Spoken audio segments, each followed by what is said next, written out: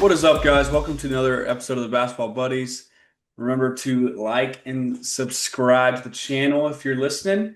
We are getting you guys out weekly updates on the Thunder and the Mavericks as we progress throughout the season. Caden, how we doing tonight? Doing good, man. Um, NBA season's in full swing now, so excited to continue to watch some good hoops. So,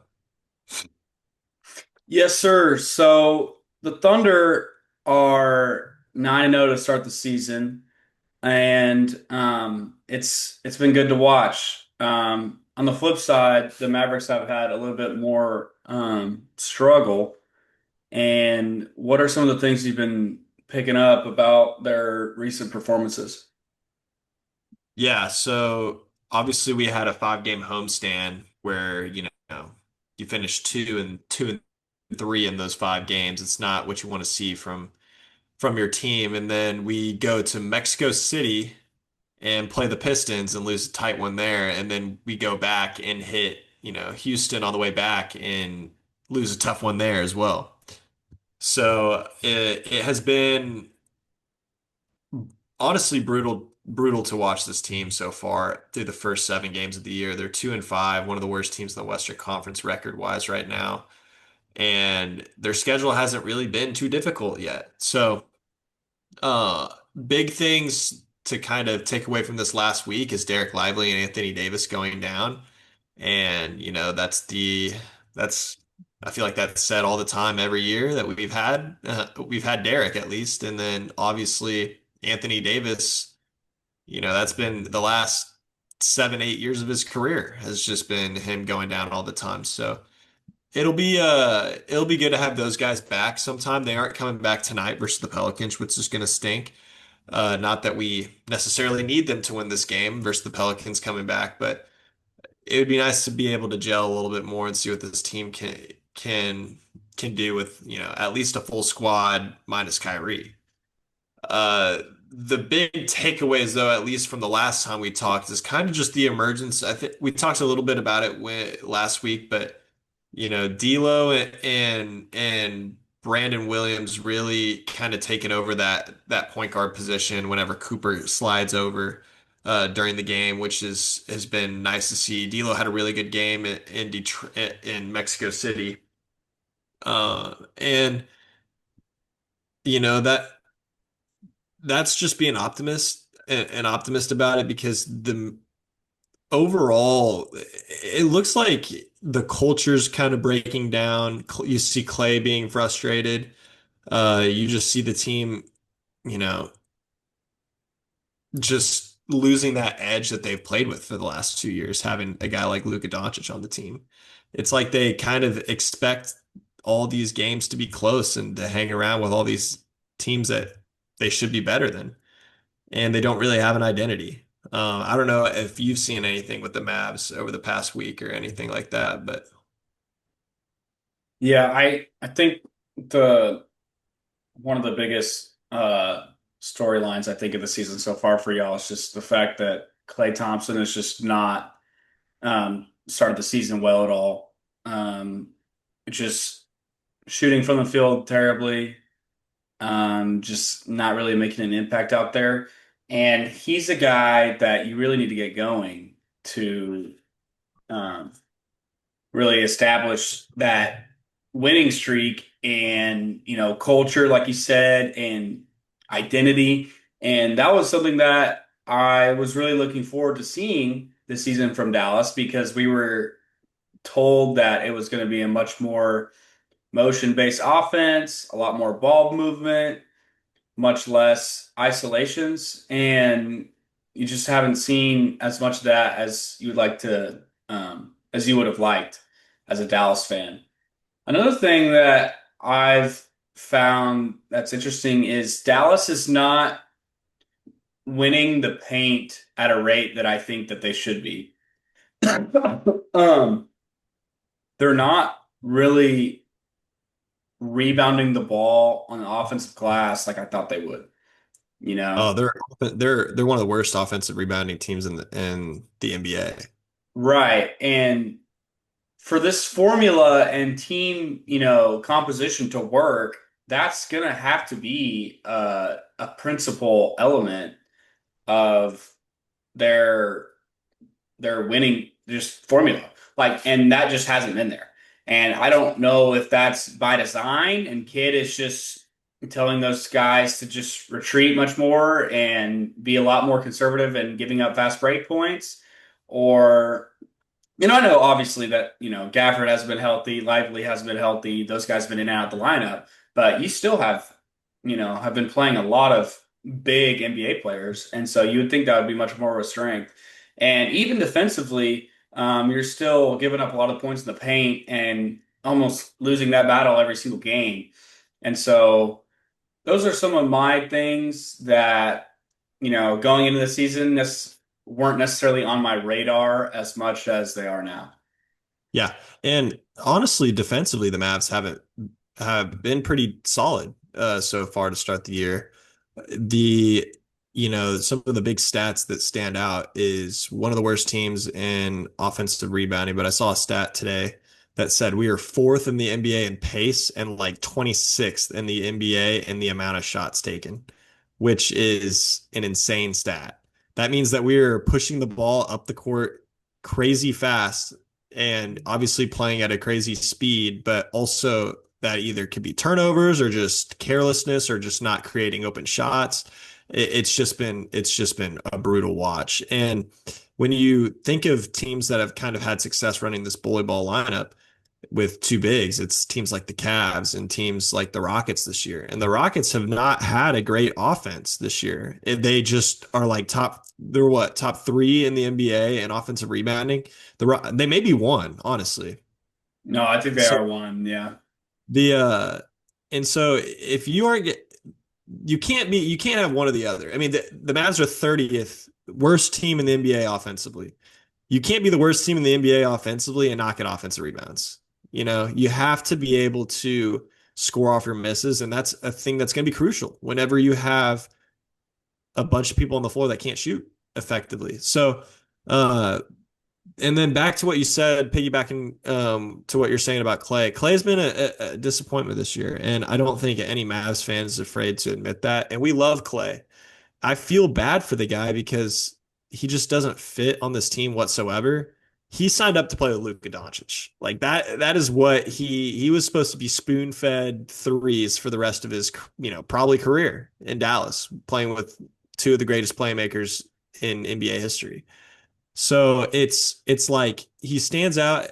I really wish we could trade him to a team that he really wants to be on. Like even the Lakers. Like at least get him because I love the guy. Like he wants to win, he wants to compete, obviously. He just doesn't fit on the team.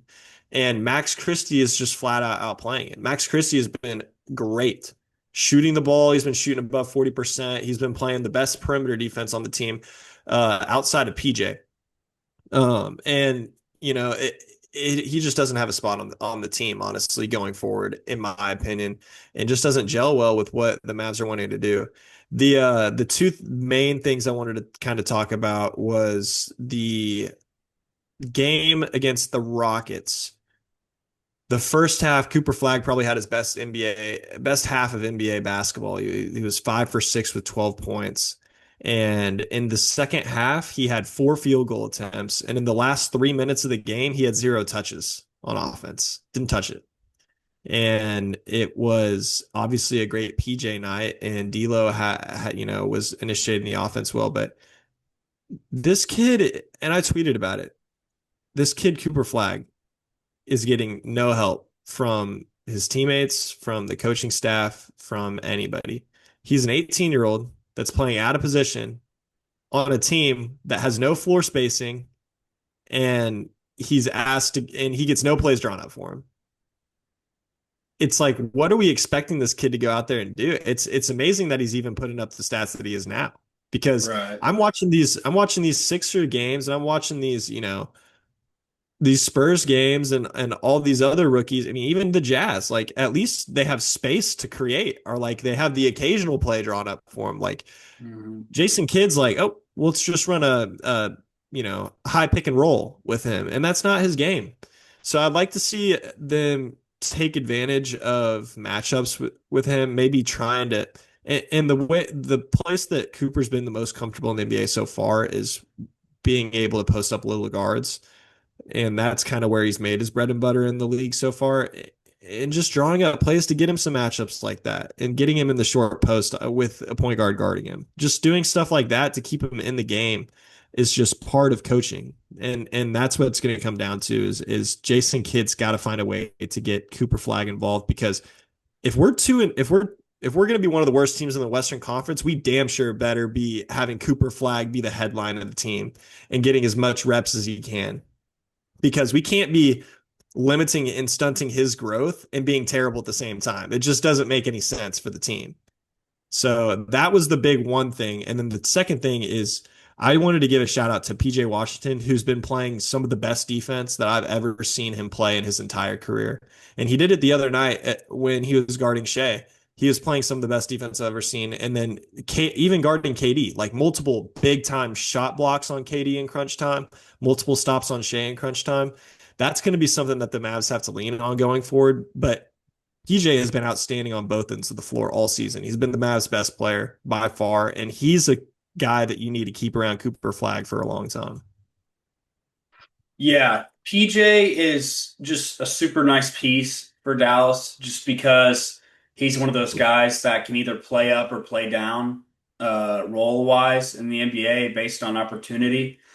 And he's shown that he is capable of being a top three guy in an offense and taking on that role because that's who Dallas has needed him to be, and that's who he stepped up to be this season. So I think that has to continue.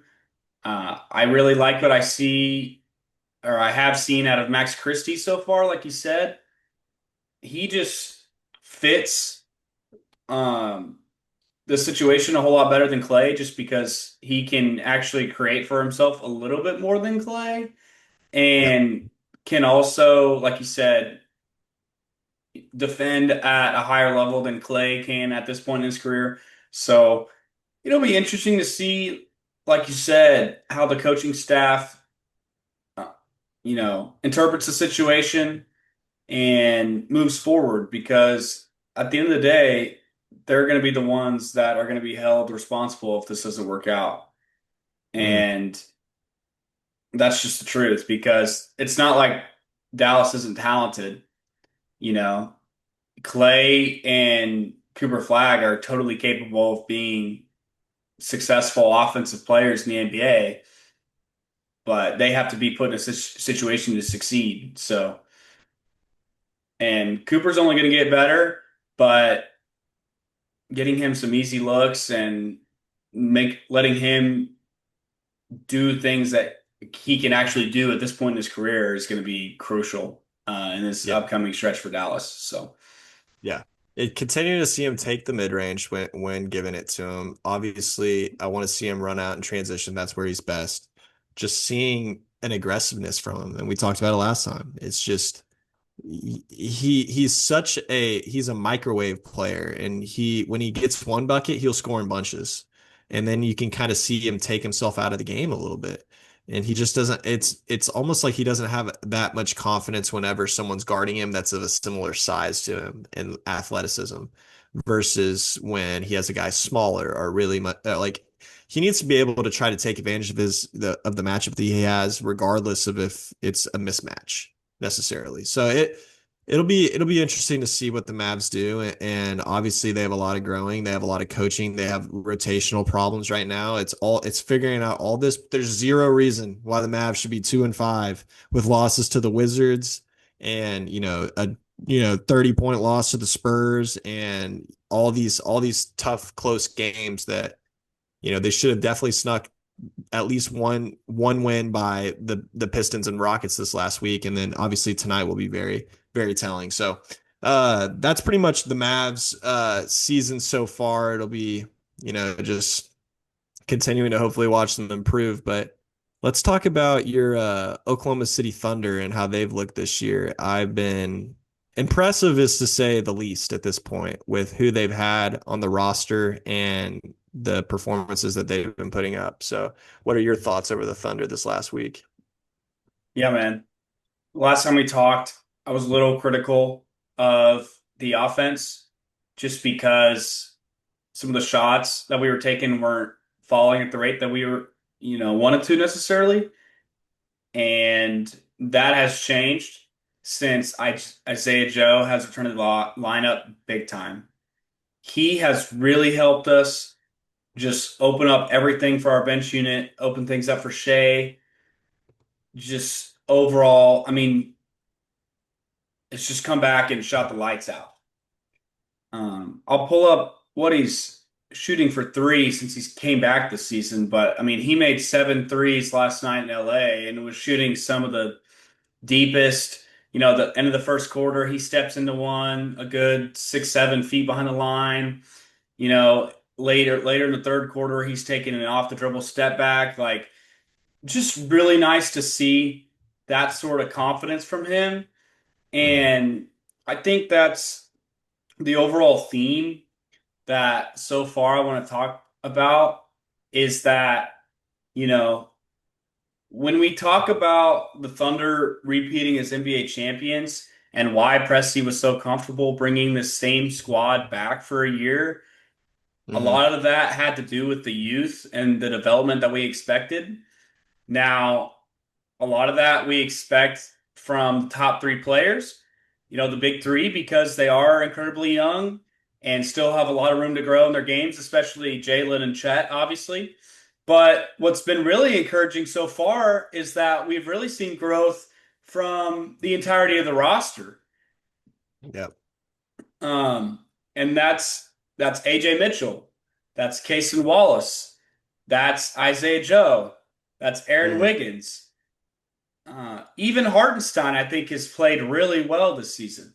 Yeah, that's who I was gonna say has stood out at least for me the last week. Is Isaiah Hartenstein has been rebounding at an elite level for y'all, which is Hmm. something that's going to be crucial. And just the ability of Chet to kind of play alongside him, it's developing a lot nicer because the only time we really got to see Chet and Hart play last year was in basically the playoffs, like at Hmm. huge minutes. They played like the last month of the season, I guess, or month and a half. Hmm. Uh, of the regular season last year, but really we got to see them play for basically 3 to 4 minutes a game in the playoffs at that point, and the minutes were rarely positive whenever both of them were Well, sharing for it. they they were neutral. A net rating, I think the number that we ended at last season, where they were an exact like zero or like point 0.1, point 0.2 Yeah. number, and that was glaring when you watched the Thunder. You thought it was much worse than it was because that was our worst lineup, and we were so Oh good yeah. in every other lineup. Right. So,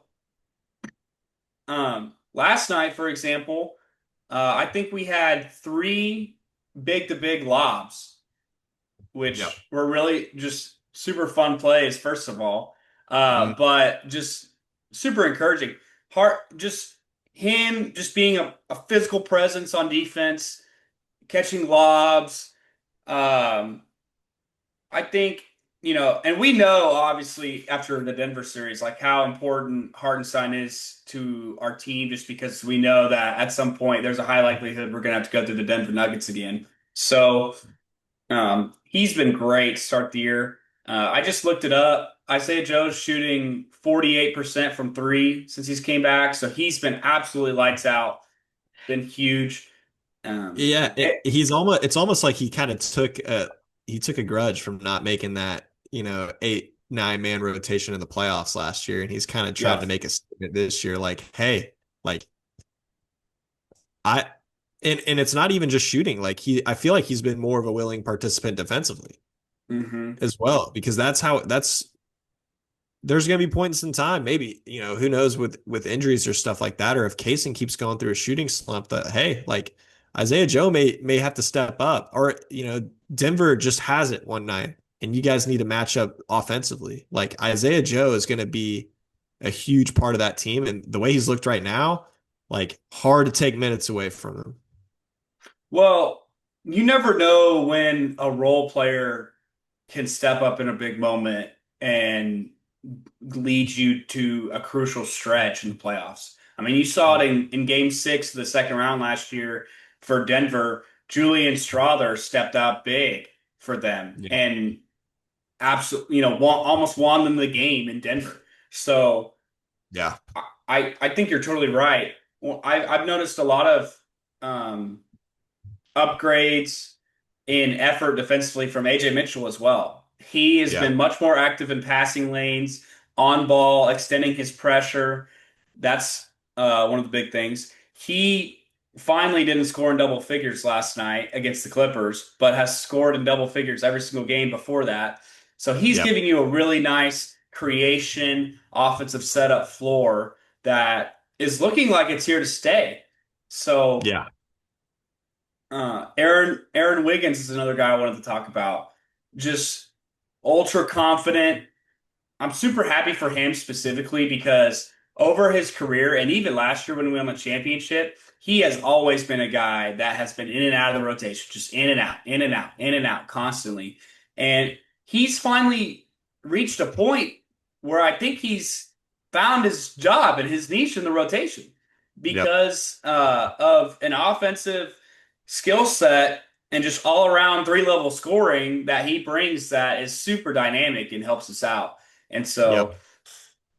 last night, it's just we started off terrible versus the Clippers.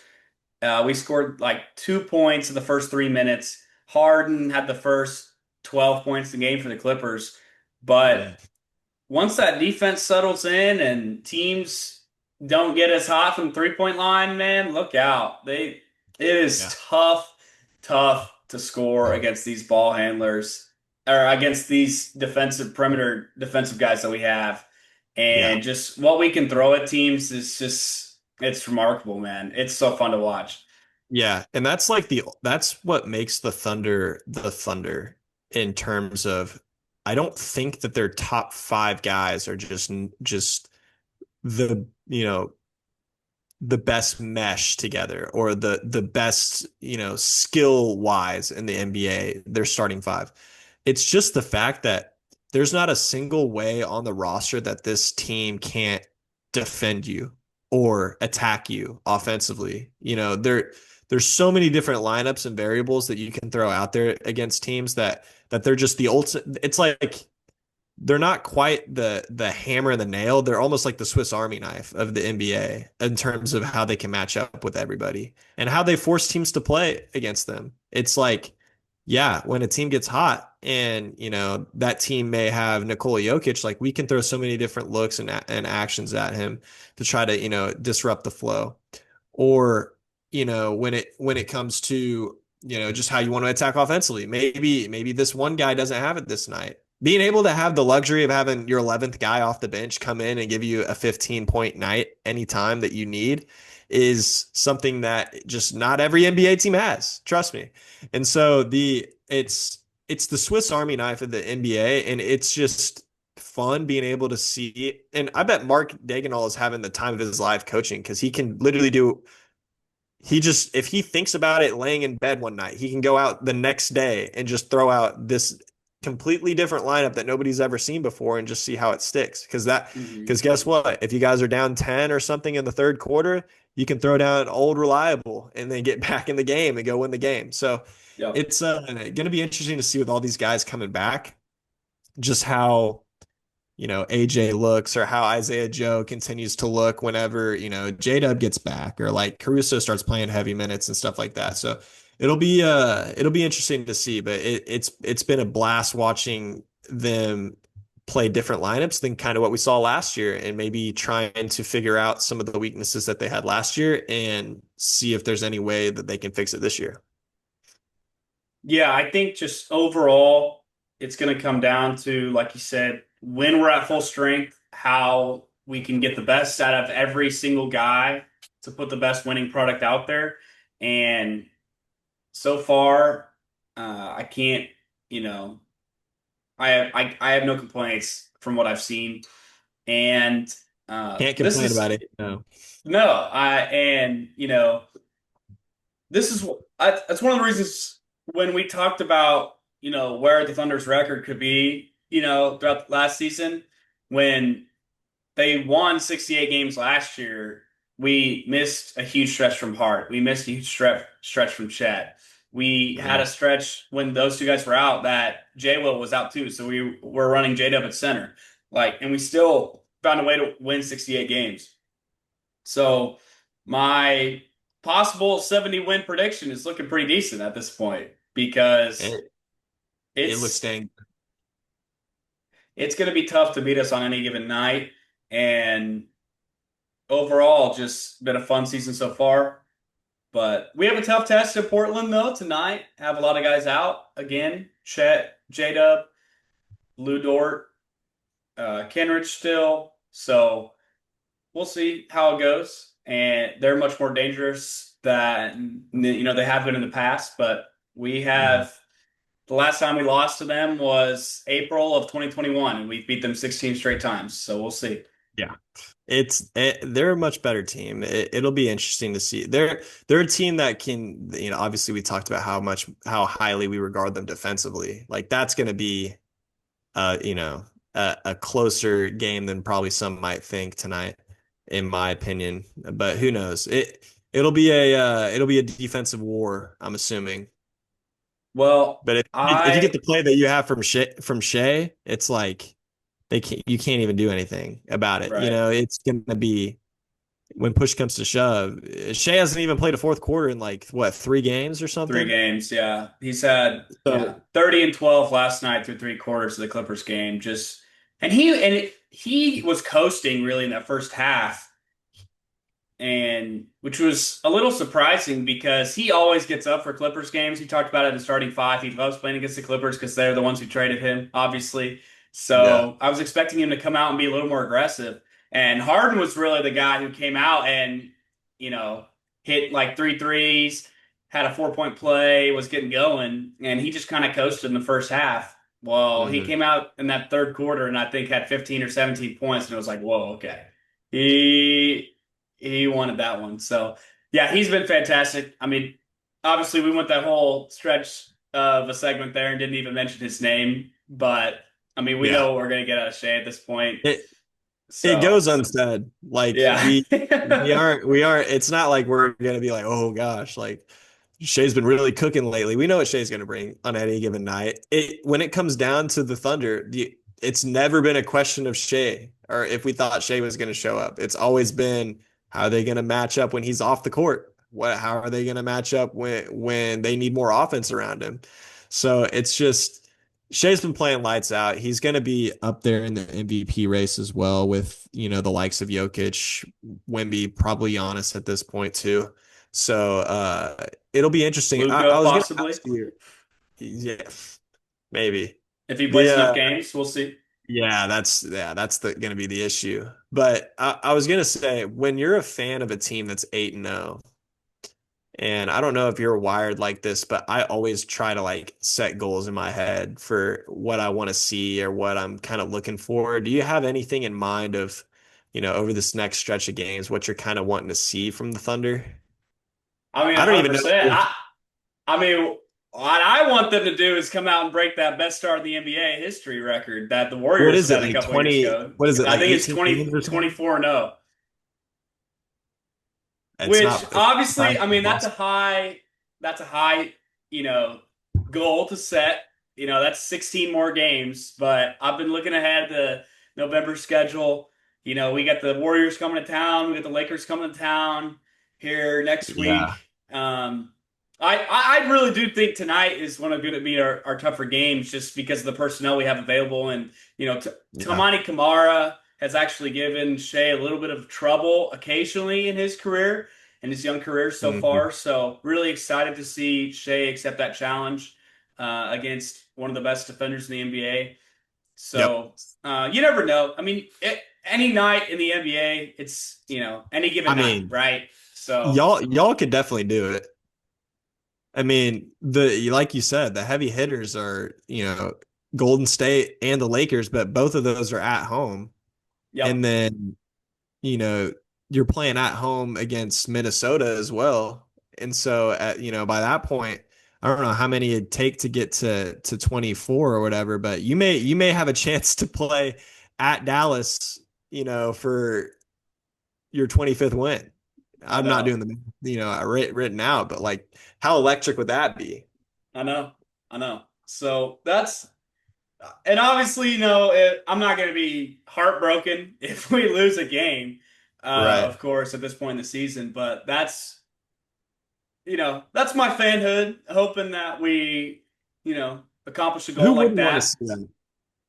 Who wouldn't want to see that? Like Right. somebody broke the record for most games won to start the year. Like that's exactly what the NBA needs at this point. Yeah. I mean, you know, overall, obviously, the guys are going to want to repeat as champions. And, we saw in 2016 how even the 73-9 Warriors fell in the finals. Hmm. But it would be really fun to say you're the team that had the best start ever and the best record in the NBA ever. And I think we're capable of that. So it would be fun to accomplish some of those things. Oh yeah, and it'd be awesome. And you just rarely see that from teams that are coming off a championship, honestly. Like it's not you usually see a little bit of complacency. And I'm not gonna lie, the first few games of the year, I didn't think the Thunder were playing particularly well. They were just winning games just because Mhm. of sheer volume of good players that they had and just a winning culture. So it'll Right. be interesting to see them. I don't think they've even hit their stride yet of how good they're going to be. Obviously, they don't even have their second best player. So it'll be interesting to see how Jada gets incorporated back and what he looks like. He's probably going to start off sluggish, I'm assuming, um, just naturally from somebody that hasn't played basketball in months. So Right. it'll be interesting to see. I think they have a good shot. I mean, looking at their schedule's kind of poops for, they don't play very many heavy hitters. So it's definitely in the realm No, of our possibility. our schedule is definitely backloaded for the second half of the year this year. Yeah. So the more wins we can stack up, the more fun it's going to be. So Yep. we'll see. I think you're right about J-Dub. He's going to be a little rusty just because he hasn't been shooting with his right hand all summer and all break. So Mm. I would imagine the jump shot's going to be a little rusty, you know. And for that reason, I hope Chet keeps semi-active because he was really playing well and then took 2 or 3 games off and last night didn't really shoot the ball like he wanted to and like we expect him to. So, and he's out again tonight. So he's got some lower back stuff or back spasms that have been going on. And of course, I want him to be careful. I want J Dub to be careful. But, we're nowhere near this point. But I do want to see those guys out there and getting good rhythm. So, Yep. um, but yeah, overall, just super happy with where we're at and excited to see the continuing development and growth of the team. So, Yeah. Same here. yes, sir. So that is, we're gonna wrap it up there. Thank you guys for tapping in tonight. So y'all have a good one and thanks for listening.